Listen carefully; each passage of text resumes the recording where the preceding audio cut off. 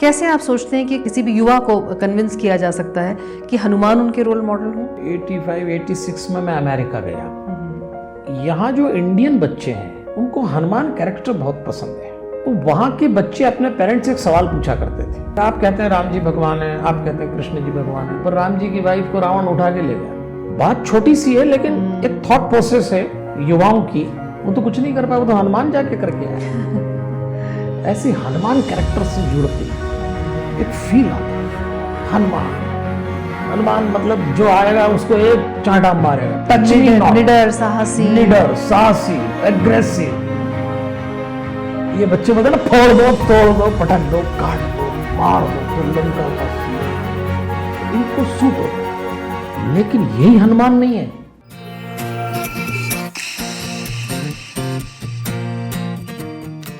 Science post graduate, 20 साल bank में नौकरी और तकरीबन इतना ही समय पत्रकारिता से जुड़ाव, और अब जीवन प्रबंधन और हनुमान पर देश विदेश में व्याख्यान। ये अलग अलग पड़ाव रहे हैं हमारे आज के गेस्ट के जीवन के। आइए उन्हीं से जानते हैं कि इन सब की शुरुआत कब और कैसे हुई। पंडित विजय शंकर मेहता जी, स्वागत है आपका अनस्क्रिप्टेड ज़िंदगी विद कीर्ति के इस एपिसोड में। प्रणाम। आपकी ज़िंदगी के बहुत अलग अलग पड़ाव रहे हैं। इस वक्त आप जो काम कर रहे हैं कि आप जीवन प्रबंधन और हनुमान पर व्याख्यान देश विदेश में देते हैं, इसकी शुरुआत कब और कैसे हुई? अभी मैं एक कथावाचक हूँ जी। हनुमान जी के अलावा मैं इस समय 130 विषयों पर बोलता हूँ। तो अब मैं एक वक्ता हूँ, कथावाचक, और हिंदू संस्कृति का ब्राह्मण हूँ। तो लेकिन जब पीछे जाएं तो इसके पहले मैं 20 वर्ष हिंदी का एक अखबार है दैनिक भास्कर, उसमें संपादक रहा जी। फिर उससे थोड़ा पीछे जाएं, स्टेट बैंक ऑफ इंडिया में रहा जी 20 साल। और जब मैं अपने बैंकिंग करियर का शुरू करा तब मैं रंगकर्मी भी रहा।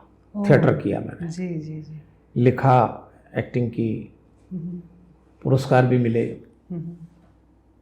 उसके पहले मैं विज्ञान का विद्यार्थी था और बहुत सामान्य विद्यार्थी। मुझे पढ़ाई से बड़ी अरुचि थी जी। और मैं अपनी माता से पूछा करता था कि भगवान कभी मुझे मिलेंगे तो मैं पूछूंगा ये पढ़ाई क्यों बनाई। इतनी तकलीफ थी मुझे पढ़ने लिखने से। लेकिन उसके बावजूद आप साइंस ग्रेजुएट, पोस्ट ग्रेजुएशन आपने किया है। मेरे पिता प्रोफेसर थे, मेरे घर में पढ़ने का माहौल था। मेरे पिता शिक्षक थे, इकोनॉमिक्स के प्रोफेसर थे, तो उनका दृढ़ मान्यता थी कि बेटा बिना पढ़े लिखे नहीं चलेगा। तो मैं दबाव में पढ़ता था और पढ़ने लिखने में मेरी रुचि नहीं थी। तो मेरे माता पिता बहुत परेशान रहते थे। तो मेरे पिताजी गांधीवादी थे, बहुत सज्जन व्यक्ति, तो वो परेशान हो गए कि क्या करेगा। 5 भाई बहन थे हम, मैं बड़ा था। एक दिन वो एक ज्योतिषी के पास ले गए कि इसका क्या भविष्य होगा। जी। मैं, मेरे पिताजी जो अब संसार में नहीं है, मेरी माँ वो हैं अभी। तो एक बहुत पुराने ज्योतिषी थे, भट्ट जी। उनको कहा कि इसकी पत्रिका देखिए, कहता पढ़ना नहीं है और क्या करेंगे। तो उन्होंने पत्रिका देख के कहा कि ये अपने जीवन में शब्दों से और लेखन से इतना धन कमाएगा, इतना नाम कमाएगा, आप चिंता मत करो। आपको लगता है ये पढ़ नहीं रहा और एक दिन ये इसी से कमाएगा। मुझे भी बड़ा आश्चर्य हुआ। मैंने कहा आप कितने बड़े थे उस वक्त? मैं रहा होगा 9th-10th में। तो मेरी उम्र रही होगी कोई 14-15 साल। आज मैं 66 साल का हूँ जी। तो मेरे पिताजी को भी लगा कि क्या बोल रहे हैं, मुझे भी लगा कि ऐसा कैसे हो सकता है। लेकिन जब स्थितियाँ चालू हुई तो बैंक की नौकरी मैंने 1980 में जब ज्वाइन की, तब भी मैं लिखने पढ़ने वाला आदमी नहीं था। लेकिन मुझे उस समय 1980 में जब मेरी उम्र रही होगी 25-26 साल, तो मुझे 300-400 तो शेर याद थे। मतलब पढ़ने का शौक तो था आपको? बोल, अनाउंसमेंट, एंकरिंग, ओके, तो सब रट लिए। 200-250 चुटकुले याद थे, 20-25 कथाएं याद थी, और छोटे छोटे कार्यक्रमों का संचालन करने लगा मैं।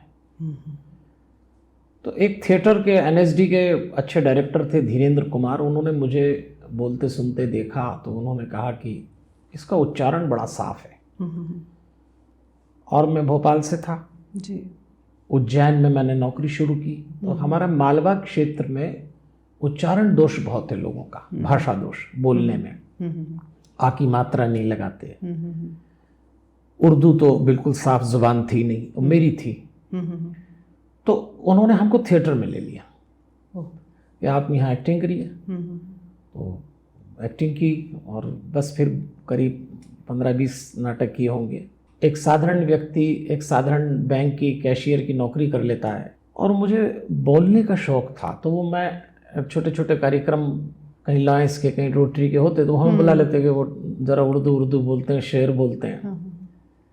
मुझे अभी भी याद है कि मेरा एक किसी कार्यक्रम में पहली बार किसी ने नोटिस किया था, वो बच्चों का फैंसी ड्रेस प्रोग्राम था, और उसमें उन्होंने कहा था आप अनाउंसमेंट करो बच्चे प्राइज़ लेने आ रहे हैं।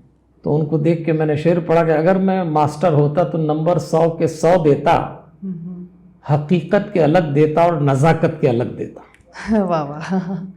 तो चल पड़ा, लोगों ने नोटिस कर लिया, किसी ने थिएटर। तो ऐसे में अपनी रुचि थिएटर में नहीं थी, बस ये है कि चुटकुले याद कर लिए, शेर याद कर लिए, अच्छा लगता था।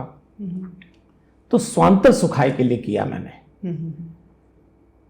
और मेरा दृढ़ विश्वास है, ये बात मैं बीच बीच में हर बार साबित करूंगा जी, कि भगवान का भरोसा कभी नहीं छोड़ना चाहिए।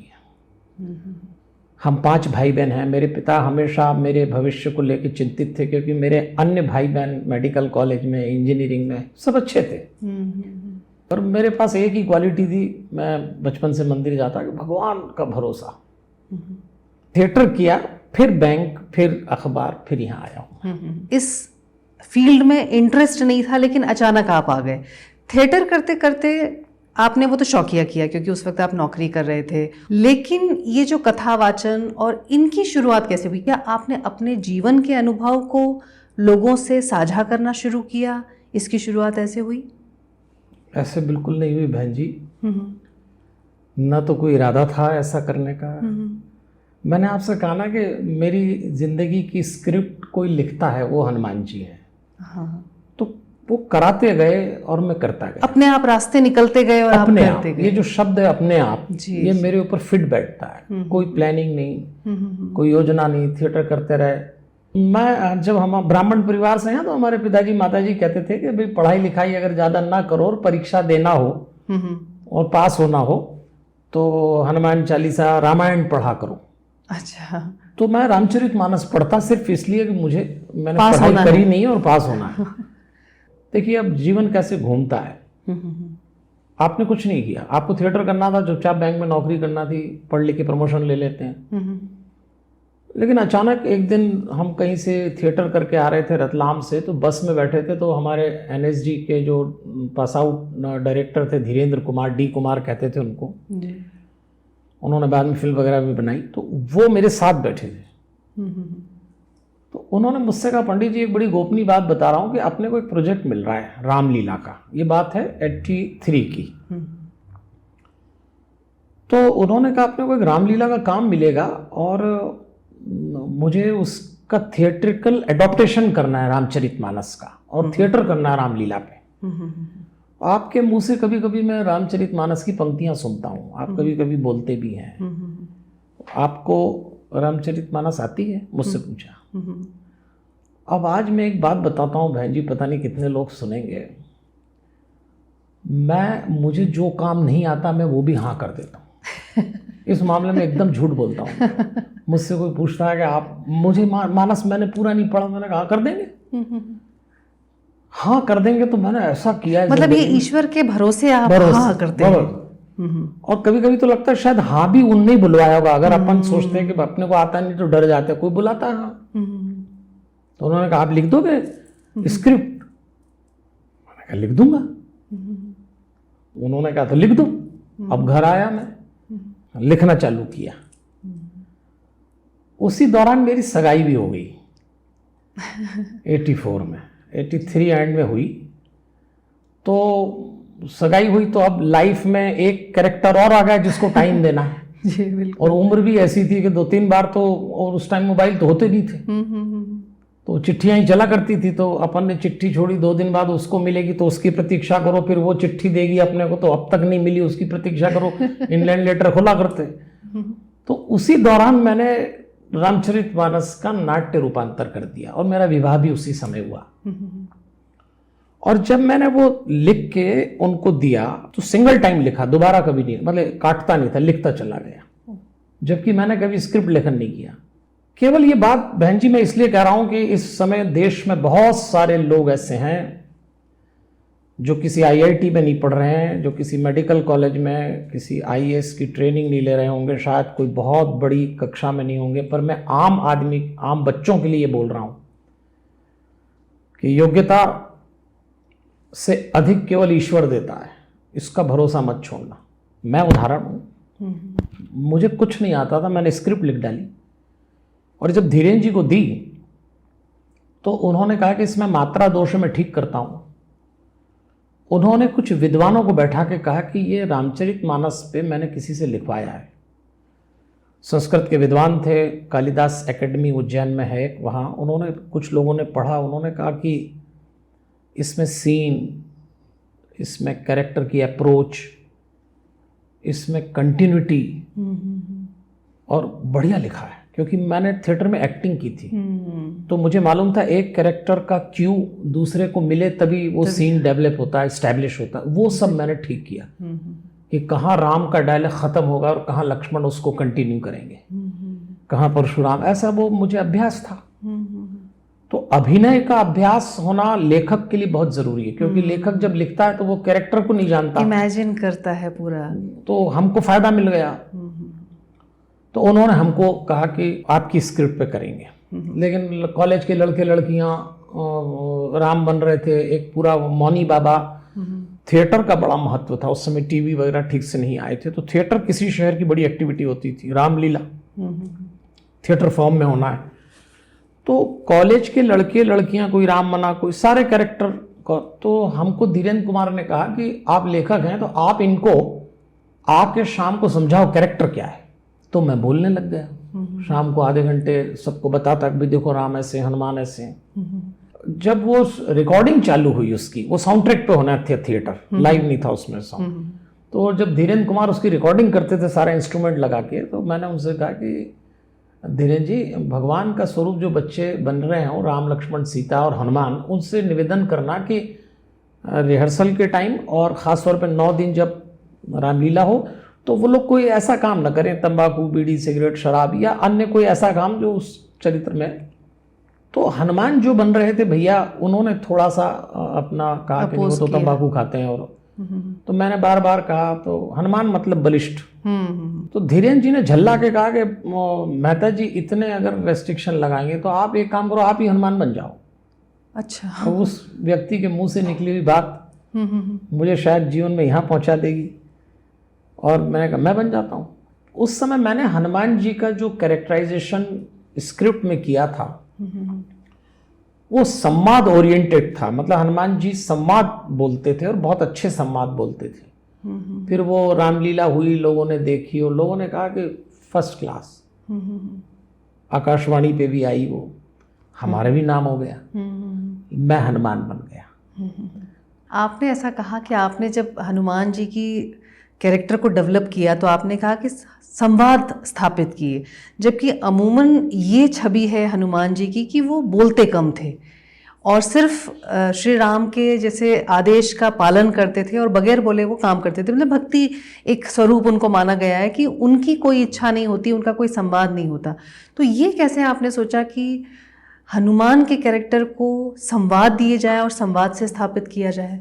हनुमान जी के संवाद लिखता मैं, तो मुझे ऐसा लगता है नहीं, हनुमान जी भी बहुत अच्छा बोलते होंगे तो अपन अच्छा लिखो। राम जी ने उनसे जो बातचीत की तो मैंने बहुत अच्छे संवाद दिए और मैंने खुद ही बोले। लेकिन जब मैं एंट्री लेता था, चूँकि वो साउंड ट्रैक पे था तो वो सब कुछ कैलकुलेटेड रहता था कि इस स्टेप पे बोलना है, इस पे। तो लोग जैसे ही हनुमान जी आते, बच्चे तालियां बजाते हैं लोग, तो हनुमान जी को एक रामलीला में विदूषक मान लिया, हंसाने वाला, पहलवान, तोड़फोड़ करने वाला, हर एक्टिविटी पे हंसेंगे लोग। तो मैं सोचता था कि क्यों हंसते हैं लोग हनुमान जी इतनी बढ़िया संवाद, और लोगों ने नोटिस भी किया कि हनुमान जी को बहुत अच्छे डायलॉग दिए हैं। मैं आपको अपनी ज़िंदगी का एक ऐसी बात बताता हूँ जो बहुत कम लोगों को मालूम है। रामलीला पूरी हो गई, मैं तो गृहस्थ था, मैंने ब्रह्मचर्य का पालन किया 9 दिन, और हमारे शहर में दशहरा मैदान पे रावण का वध करने के लिए जो राम जी की सवारी निकलती थी वो महाकालेश्वर मंदिर से निकलती थी। 84 में वो जो सवारी थी और जिसमें राम लक्ष्मण जी स्वरूप बन के बैठते, वो उस शहर का बड़ा इवेंट होता था, क्योंकि उस शहर में उस समय 84 में इवेंट होते ही नहीं थे, ये तो अब होने लगे, नहीं तो पहले तो इक्का दुक्का इवेंट होते थे, सारा शहर लाइन लगा के खड़ा रहता और राम जी की सवारी निकलती।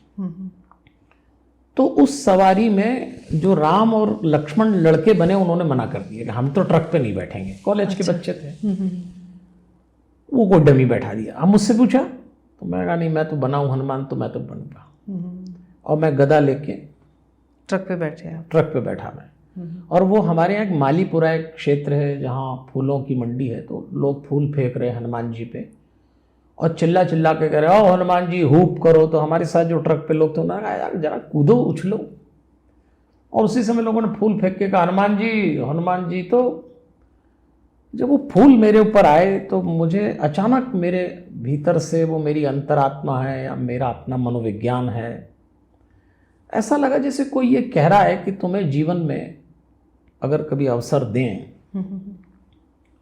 तो इस छवि से बाहर निकलना चाहिए। और मैंने उस दौरान एक पुस्तक पढ़ी थी, शिवाजी सावंत का एक उपन्यास है कर्ण के ऊपर, मृत्युंजय। मृत्युंजय, जी जी, बहुत ही खूबसूरत, और ज्ञानपीठ पुरस्कार मिला उनको जी। उस उपन्यास की जो भूमिका थी उसमें शिवाजी सावंत ने ये लिखा था कि मैं बचपन में स्कूल में अर्जुन का अभिनय कर रहा था, कृष्ण नाम का मेरा साथी साथ में था, और मेरा ही एक दोस्त कर्ण बना हुआ, और उस कर्ण ने कहा कि अर्जुन शस्त्र मत उठाना, मैं निहत्था हूँ। शिवाजी सावंत कृष्ण बने थे, एक उनका मित्र अर्जुन, सामने भी उनका मित्र कर्ण। तब कृष्ण ने अर्जुन से कहा कि अर्जुन मैं कह रहा हूँ, उठाओ गांडीव और इसका मस्तक धड़ से निकाल दो। तो मना किया कर्ण ने कि मैं निहत्था हूं, मेरे रथ का पहिया नीचे है, ये युद्ध की नीति के विपरीत है। तो शिवाजी सावंत ने कहा कि मैं जिस पात्र का अभिनय कर रहा था संभवतः कृष्ण का, तो कर्ण की बात मेरे हृदय में उतर गई। जिस कातर दृष्टि से कर्ण वाले पात्र ने मुझे देखा, मैं जीवन भर नहीं भूल सकता। तो मुझे ऐसा लगा कि कर्ण के साथ अन्याय हुआ है तो मैं न्याय करूंगा कभी अवसर मिला तो शिवाजी सावंत ने लिखा कि फिर मैंने जब लेखन आरंभ किया तो मैंने ये पुस्तक इसलिए लिखी। अब वो भूमिका मेरे जहन में है तब भी। तो जब फूल फेंके गए और हनुमान, तो मेरे भीतर से किसी ने कहा कि कभी अवसर मिले तो हनुमान की इस छवि से बाहर निकालना। मैं पत्थर पे लपेटी हुई एक सिंदूर की मूर्ति मात्र नहीं हूं, मैं रामलीला का उछल कूद करने वाला एक पात्र नहीं हूं, मैं राम जी की सेना का छोटा सा सैनिक नहीं हूं, कुछ और। अब मैं फिर आपको एक घटना सुनाऊंगा, आप कहेंगे कि इनकी तो सब चीज जादू ही है बहन जी, जिंदगी जादू का नाम। एक व्यक्ति हनुमान जी पे लिखता है, मैं लिखता हूं जी। और मैंने जब वो कच्ची पक्की स्क्रिप्ट लिखी तो मैंने किसी से कहा कि इसको छपाना है। किसी ने कहा 1-2 पब्लिशर हैं, वो 10-15 हज़ार रुपये लेते हैं और छापते हैं। हमने कहा पैसे देके कौन छपाएगा? तो बोले बिना पैसे के तुमको कौन छापेगा? तो वो हाथ की लिखी हुई पांडुलिपि रही मेरे घर के ड्राइंग रूम में पड़ी। हमारे एक मित्र है प्रकाश बियाणी, वो कॉर्पोरेट राइटर थे, अब नहीं रहे। वो मेरे घर आए किसी काम से, तो उन्होंने कहा ये क्या है? मैंने कहा मैंने हनुमान चालीसा पे प्रबंधन लाइफ मैनेजमेंट के हिसाब से हनुमान चालीसा की 43 पंक्तियों की व्याख्या की है। अरे बोले हनुमान चालीसा की व्याख्या होती है? मैं कहा देखो। तो उन्होंने पन्ने पलटा, बोला इसको मैं ले जाता हूँ, पढ़ूंगा। तो मुझे क्या लालच आया कि इतना बड़ा कॉर्पोरेट लेखक ले जा रहा है तो शायद कुछ। उनका दूसरे तीसरे दिन फोन आया भैया विजय कहते थे, भैया विजय बधाई हो, तुम्हारे यहाँ से स्क्रिप्ट लाके मैंने अपने घर पटक ली, मैंने भी नहीं पढ़ी 2-3 दिन।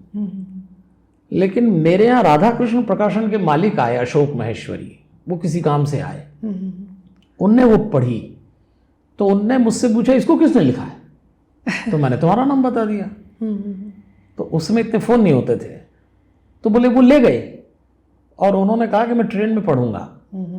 और उनको अगले दिन दिल्ली से फ़ोन आया कि प्रकाश बाबू ये इस आदमी से मिलवा दो, ये किताब हम प्रकाशित करेंगे। तो मैंने अपनी ज़िंदगी में पहली किताब सीधे दिल्ली राधा कृष्ण प्रकाशन से, वो किताब आज भी बहुत चलती है, वो हमारी शोले फिल्म थी, ऐसी चली, रॉकेट उड़ा जिसको कहते हैं। तो क्या था उसमें, आपने क्या व्याख्यान किए हनुमान जी का? हनुमान चालीसा में 43 कपलेट्स हैं, 43 पद हैं। तो मेरा 10 साल का जो करियर था पत्रकारिता का, जीवन का अनुभव और भी सारी बातें, तो मैंने एक एक चौपाई की व्याख्या की, एक एक शब्द की उस किताब में। वो किताब आज भी बहुत चलती है, लाल कवर के नाम से जानी जाती है वो। तो उदाहरण के रूप में मान लीजिए कि उस किताब में एक चौपाई आती है, 21वीं चौपाई हो जाती है वो, कि हनुमान चालीसा में चौपाई के राम दुआरे तुम रखवारे, होत न आज्ञा बिनु पैसारे। अब ये चौपाई है, वर्षों से लोग पढ़ रहे हैं। इसका सीधा सा शाब्दिक अर्थ तो ये होता है कि राम जी के आप द्वारपाल हैं, आपकी आज्ञा के बिना कोई प्रवेश नहीं कर सकता, ये इसका शाब्दिक अर्थ है।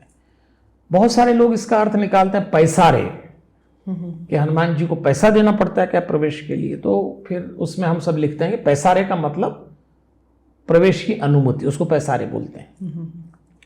अब ये सीधी चौपाई हो गई। अब हमने इसकी व्याख्या की कि भैया आप अपने घर में कितने ही गार्ड बैठा लें, कितना ही बड़ा सिक्योरिटी सिस्टम रख लें, राम दुआरे तुम रखवारे, इसका अर्थ हो चौकीदार। तो हनुमान जी चौकीदार हैं राम जी के, और हम सबके भी चौकीदार बन सकते हैं। और आप कितना ही बड़ा सिस्टम लगा लें, ताला लगा लें, लेकिन जब आपके घरों में दुर्गुणों का हमला होता है, कोई सिक्योरिटी सिस्टम, कोई ताला काम नहीं आता। उस समय हनुमान जी को चौकीदार बनाओ लाइफ का। फिर हमको लगा कि इस बात में अभी भी दम नहीं आ रहा है, तो हम उसको जोड़ देते हैं कि अपने बच्चों के लालन पालन में माता पिता ये परेशान होते हैं कि घर से बाहर बच्चे निकलते हैं, वासनाओं की आंधी चल रही है। जिन माता पिता के बच्चे या बच्ची बाहर पढ़ते हैं, रात भर करवट बदलते हैं, क्या कर रहा होगा, क्या कर रही होगी। तो हमने कहा एक चौकीदार इनके साथ लगा दो, चैन की नींद सो वो संभालेगा। तो राम दुआरे तुम रखवारे, होत न आज्ञा बिनु, आपकी आज्ञा के बिना कोई दुर्गुण आपके बच्चों के घर में प्रवेश, उनके जीवन में प्रवेश नहीं कर सकता। चौकीदार हनुमान बनाओ। तो ऐसी चीजें लाइफ से कनेक्ट हो गई। इस चौपाई को माता पिता पढ़ेंगे तो कौन पेरेंट्स नहीं चाहेंगे कि मेरे बच्चे को कोई सपोर्ट हो, कोई सेकंड थॉट हो। हनुमान मतलब हनुमान जी कोई सोटा लेके उस बच्चे के साथ नहीं रहेंगे, लेकिन हनुमान जी क्लैरिटी और कॉन्फिडेंस बन के रहेंगे, उसका सेकंड थॉट रहेगा। उसी चौपाई में हम बोलते हैं भाई, बच्चों से कहते हैं कि जब भी तुम्हारे जीवन में कभी कोई ऐसी बात आए, आंख बंद करना और हनुमान जी को याद करते हुए दोनों बाहों के बीच में अपनी माँ या अपने पिता का फिगर लाना। कोई गलत काम आज सब लोग, जो भी आदमी गलत काम करता है वो जानता है कि मैं गलत काम कर रहा हूँ। अनजाने में कोई गलत काम नहीं करता, गलत काम जान के ही होता, अकल से ही होता है जी, बिल्कुल पक्का होता है अकल से, अनजाने में कोई नहीं होता। तो उस समय अगर कोई अपनी दोनों बाहों के बीच में, जिसको आज्ञा चक्र कहते हैं, भीतर से माता पिता की फिगर ला के एक बार हनुमान जी को याद करे तो उसका सेकंड थॉट डेवलप हो जाता है। ये हार्मोनल चेंज, ये साइंस है। तो उस पुस्तक में हर चौपाई के साथ हमने कुछ ना कुछ ऐसा जोड़ दिया कि वो पुस्तक चल पड़ी। इसीलिए आप कहते हैं, जैसे आपका एक 5 स्तंभ में ये भी है कि युवाओं के जो रोल मॉडल हैं वो हनुमान होना चाहिए, जबकि हम बरसों से ये सुनते आ रहे हैं कि श्री राम और श्री कृष्ण के बारे में। कैसे आप सोचते हैं कि एक पुरुष को कन्विंस किया जा सकता है, किसी भी युवा को कन्विंस किया जा सकता है कि हनुमान उनके रोल मॉडल हों? ये थॉट ऐसे आया कि मैं गया 84 में हमारे यहाँ कुंभ हुआ था, तो 85-86 में मैं अमेरिका गया। तो वहाँ अमेरिका में हिंदू लोग जो हैं वो हमको सुनते, हनुमान चालीसा पे बोलता था मैं। तो उन्होंने बोला कि पंडित जी आपको बार बार हम इस मंदिर से ले जाते हैं, उस मंदिर में ले जाते हैं, कभी इंडियानापोलिस, कभी पिट्सबर्ग, तो आपको मालूम है आपको क्यों सुन रहे हैं लोग? क्योंकि आप हनुमान जी पे बोल रहे हो। और यहाँ लोग, और ख़ासतौर पे बच्चे जिनको थोड़ी बहुत हिंदी आती है, या मैं बोलता था तो कोई अंग्रेजी में ट्रांसलेट कर देता, तो वहाँ से वो एक थॉट उन लोगों ने दिया कि यहाँ जो इंडियन बच्चे हैं, इंडियन फैमिलीज के, वो हिंदी उतना अच्छी नहीं जानते पर अंग्रेजी में एक्सप्लेन करते हैं, उनको हनुमान कैरेक्टर बहुत पसंद है। तो युवाओं में एक पैशन होता है। तो वहाँ के बच्चे अपने पेरेंट्स से एक सवाल पूछा करते थे कि आप कहते हैं राम जी भगवान है, आप कहते हैं कृष्ण जी भगवान है, पर राम जी की वाइफ को रावण उठा के ले गया, वो तो कुछ नहीं कर पाया, वो तो हनुमान जाके करके आए। बात छोटी सी है लेकिन एक थॉट प्रोसेस है युवाओं की कि जो बात है। अब बताइए स्कूटर मोटरसाइकिल में क्या फर्क है? यही फर्क है, राम और कृष्ण स्कूटर है और हनुमान जी मोटरसाइकिल है। किसी बच्चे 10 बच्चों से पूछो कि स्कूटर लेना है कि मोटरसाइकिल, मोटरसाइकिल। जितना हॉर्स पावर मोटरसाइकिल में नहीं होता, उससे ज्यादा बैठने पे उसकी जान में अपने आप आ जाता है। मोटरसाइकिल चलाना मतलब हॉर्स पावर, घोड़े पे बैठ गए, स्कूटर पे घोड़े का फील नहीं आता। ऐसे हनुमान कैरेक्टर से जुड़ते ही एक फील आता है। हनुमान मतलब जो आएगा उसको एक चांटा मारेगा, टच मी नॉट, निडर साहसी, एग्रेसिव। ये बच्चे बोलते हैं ना, फोड़ दो, तोड़ दो, पटक दो, काट दो, मार दो, तो लंका का सीन, इनको सूट होता है। लेकिन यही हनुमान नहीं है। तो मेरी जिम्मेदारी ये होगी कि अगर ये समझेंगे कि ये तो एक डॉन आ गया, ये तो गलत दिशा में चले जाए, इसलिए हमको हनुमान जी के थॉट, उनकी मैच्योरिटी, उनकी प्लानिंग, उनका मैनेजमेंट, तो इसलिए युवाओं को मुझे ऐसा लगा कि ये बहुत कैलकुलेशन लगाते हैं राम जी के साथ, बहुत सवाल खड़े हैं राम जी के साथ, राम जी की एक्टिविटीज। हनुमान अकेला ऐसा पात्र है जिसकी लीला में प्रश्न नहीं छोड़ा उनने। राम जी ने प्रश्न छोड़े, कृष्ण जी ने प्रश्न छोड़े। उठते ही बच्चे पूछते हैं कि वो मटकी फोड़ते थे, माखन चुराते थे, पत्नी का नाम रुक्मणी, फोटो सारे राधा के साथ, राम जी ने सीता जी को छोड़ दिया, राम जी ने वो कर दिया। हनुमान के साथ एक सवाल नहीं है, पूरा ग्राफ ले लो, कोई उठा ही नहीं सकता सवाल, हर बात का जवाब है। तो इसलिए हमारे तो इष्ट हैं, लेकिन हमको बच्चों से हम जोड़ते हैं कि युवाओं का रोल मॉडल, कि आप निडर रहो, आप डरो मत। जी। जब अपनी लीला समेट के जा रहे थे तो उन्होंने हनुमान से कहा था कि मैंने रूप रावण को मारा है, अरूप रावण आज भी जिंदा है, दुर्गुणों के रूप में, तो मैं तुम्हें छोड़ के जाता हूँ। मेरे जाने के बाद मेरे बच्चों को रावण परेशान तो करेगा, क्योंकि रावण तो दुर्गुणों का प्रतीक है। तो राम जी ने यह भी कहा था कि रावण इस दुनिया में किसी से नहीं डरा, रावण राम जी से भी नहीं डरता था। रावण इस दुनिया में अकेला अगर कभी डरा है तो केवल हनुमान जी से डरा है। कोई अगर हनुमान चालीसा ऑनेस्टली पढ़े तो ऐसे मैंने कई लोग देखे हैं कि रात को हम जंगल में जा रहे हैं, हमारी गाड़ी पंचर हो गई, फिर हमने हनुमान चालीसा पढ़ी, उधर से एक दूसरी गाड़ी आई, उसने हेल्प कर दी। किसी डॉक्टर ने कहा कि अब मेरा ऑपरेशन बिगड़ रहा था, मैंने पूरा उसी टाइम हनुमान चालीसा पढ़ी। तो अब ये तो अनसीन सपोर्टिंग सिस्टम चल रहा है साथ में, तो हो गया कि हनुमान जी चिरंजीवी हैं, जीवित। अब इसका एक स्पिरिचुअल एंगल है कि हनुमान जी जो हैं वो वायु के पुत्र हैं, और हमारे शरीर में जो पंच तत्व की एक्टिविटी है, पृथ्वी, जल, अग्नि, वायु, आकाश, इससे हम संचालित, ये बिगड़ता है, हम बीमार होते हैं, और ये खत्म होता, हम खत्म हो जाते हैं। आदमी की मृत्यु भी तभी होती है जब ये पंच तत्व विड्रा होते हैं। लेकिन इसमें से 4 विड्रा हो सकते हैं और आप जिंदा भी रह सकते हैं। पृथ्वी, जल, अग्नि। आप जल 24 घंटे 50 घंटे भी चला सकते हैं, पृथ्वी से भी अलग हो सकते हैं आप थोड़ा। तो हनुमान जी के बिना, यानी वो पवन पुत्र हैं, इसलिए हनुमान जी को सांस से कनेक्ट करना चाहिए, और सांस से कनेक्ट करने का नाम प्राणायाम है। तो योग की एक बड़ी महत्वपूर्ण स्टेप है प्राणायाम, साइंस ऑफ ब्रीदिंग। और चूंकि वो वायु के देवता हैं, तो जब आप हनुमान जी को सांस से जोड़ते हैं तो आपका पूरा जो सिस्टम है, ब्रीदिंग सिस्टम, और ब्रीदिंग सिस्टम से आपकी मेंटल हेल्थ, फिजिकल हेल्थ में पांचों काम करते हैं, लेकिन मेंटल हेल्थ में सिंगल आइटम चलता है, ब्रीथ। जिसने सांस पे कंट्रोल कर लिया वो कभी टेंशन में नहीं होगा। तो हनुमान जी चूंकि उसके देवता है, तो हनुमान चालीसा को सांस से पढ़ो तो मल्टीपल हो जाता है इफेक्ट। इसलिए भी वायु जीवित है, इसलिए भी हनुमान जी जीवित है, बिना वायु के नहीं हो सकता।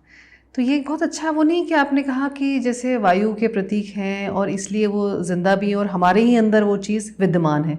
तो इसी चीज़ को आपने आगे बढ़ाते हुए शायद पूजा में जो पाखंड का इस्तेमाल होता है उसके ऊपर आपने लोगों को समझाने की कोशिश की। और पर्सनली हम भी इस चीज़ में बहुत बिलीव करते हैं कि अगर ईश्वर में आस्था है या ईश्वर के प्रति आपकी सच्ची श्रद्धा है तो ये जो आडंबर है ये करने की शायद आवश्यकता नहीं है।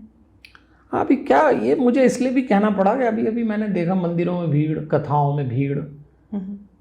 तो अब आजकल लोग, और इसको लोग डेफिनेशन ही देने लगे कि आजकल नई पीढ़ी में भी बड़ी आस्था जाग गई, लोग भगवान को मानने लगे, हर मंदिरों में भीड़ है।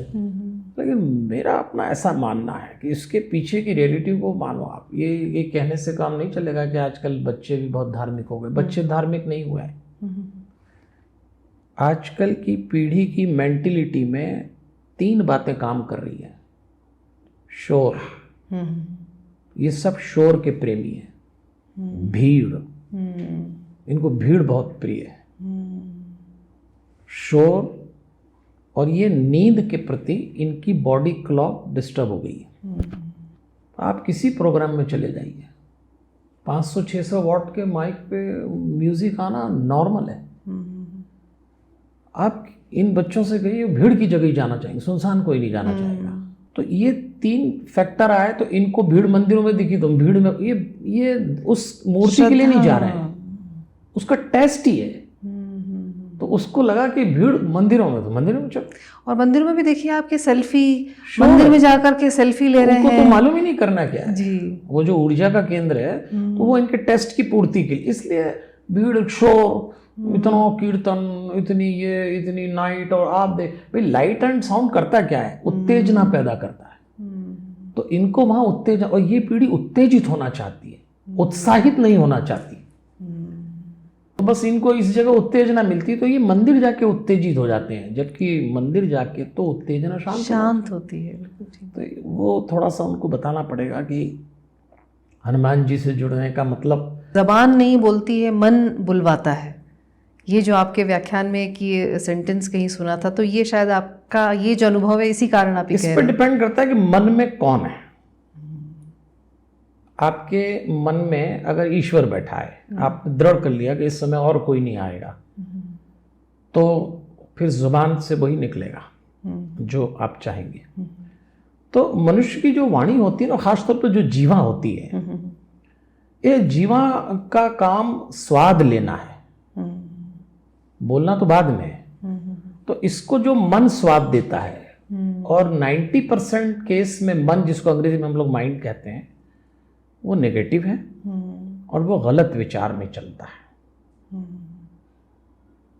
कोई किसी से कहता नहीं है, लेकिन सच तो ये है कि मन बहुत कम अवसरों में अच्छा सोचता है। से ध्यान कोर्स जो आपने शुरुआत की है, उसमें 5 स्तंभ जो डाले हैं, उसमें आपने परिवार को बचाने पर भी एक बहुत जोर दिया है।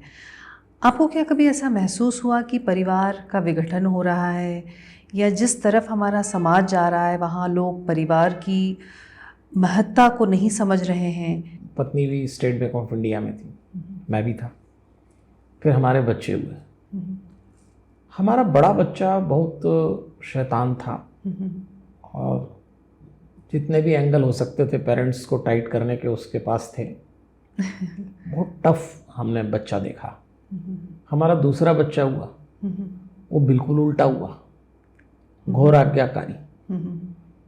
तो ये फ्रेम आजकल सब घरों में, एक ही माँ बाप के 2 बच्चे, एक इतना उपद्रवी कि देख के लगता अपनी औलाद है, कोई आंगन में पटक गया। दूसरा इतना आज्ञाकारी, भगवान का प्रसाद, वो भी देखा। वर्किंग कपल, स्पेस नहीं है, अखबार में भी चले गए। तो मेरी लाइफ में, फैमिली लाइफ में भी थोड़ा सा शेकिंग आया, टाइट टाइम आया। लेकिन उसी समय मुझे लगा कि जिनके पास अध्यात्म का सहारा नहीं होगा वो कपल टूट जाएंगे। प्रॉब्लम हमारी और दूसरे की कॉमन थी, अभी भी है। वही हनुमान जी की कृपा। तो एक फिक्र और है कि भारत जिस तेज़ी से विकास कर रहा है ना, तो 15 साल में हमारे पास सब कुछ होगा जो अमेरिका के पास है, डेवलप्ड कंट्री। और हमने लगभग अमेरिका का कल्चर अपना लिया है, वही वीकेंड का कल्चर, वही सब। लेकिन जो गलती अमेरिका ने की वो हम न करें। अमेरिका में फैमिली स्ट्रक्चर कोलैप्स हो गया। 15 साल बाद अगर हम लोगों ने सावधानी नहीं रखी, ये जो प्रोग्राम आप कर रहे हैं, आपने सवाल उठाया परिवार का, यही उम्मीद है। इसका जवाब अगर कुछ लोग सुनते हैं और विचार करते हैं, तो परिवार अगर आपने नहीं बचाया अभी से, तो भारत के पास सब होगा, तो फैमिली स्ट्रक्चर कोलैप्स हो जाए और ख़तरा मंडरा रहा है। इसलिए मैंने कोशिश करी कि लोगों को कहूँ धैर्य, इतनी सी बात। जो धैर्य की आप बात कर रहे हैं कि पति पत्नी में या किसी रिश्ते में धैर्य की बहुत ही ज़रूरत है, आपको नहीं लगता कि ये धैर्य बहुत छोटे से हर माता पिता को अपने बच्चे के अंदर एक बीज की तरह डालना चाहिए, ताकि जब वो युवा हो और पूरे उसके जीवन के प्रोसेस में उस धैर्य को वो समझे? क्योंकि हम ये सिर्फ वर्ड की बात करें, लेकिन जब तक उस धैर्य को वो महसूस नहीं करेगा एक बच्चा और उसके साथ जिएगा नहीं, तब तक वो उसके अंदर उत्पन्न हो भी नहीं सकता। देखिए बहन जी, ऐसा है, बच्चे में आप वही डाल सकते हैं जो आप में है। डीएनए साइंस के मुताबिक माता पिता के शरीर से 24 घंटे जो तरंगें निकलती हैं वो बच्चे कैच करते हैं, यही डीएनए साइंस। 7 समुंदर पार होगा बच्चा तो फ्रीक्वेंसी लो हो जाएगी, पास में होगा तो स्ट्रांग रहेगी। अब पेरेंट्स हस्बैंड वाइफ भी होते हैं, और दुनिया के बहुत कम स्पाउस होंगे, कपल होंगे जिनके बीच में पॉजिटिव वेव्स चलती होंगी, बहुत कम। बैठते ही नेगेटिविटी चालू बैठते।